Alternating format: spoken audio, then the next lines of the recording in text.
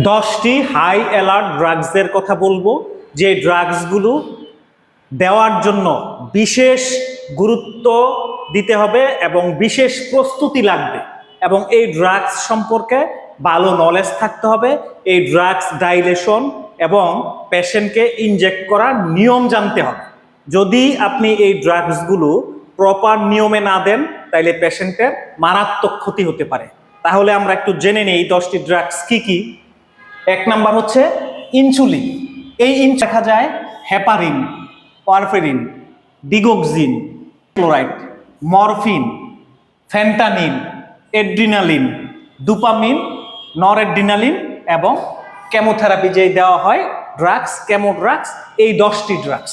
এই 10টি ড্রাগস দেওয়ার জন্য একদম ড্রাগ অ্যাডমিনিস্ট্রেশনের যে রুলস বা রাইটস আছে সেই রাইটস মেনটেন করতে হবে। এই ড্রাগ সম্পর্কে প্রপার নলেজ থাকতে হবে এবং ডক্টর যেভাবে অ্যাডভাইস দেয় সেইভাবে আমাদের এই ড্রাগসগুলোকে পেশেন্টকে দিতে হবে।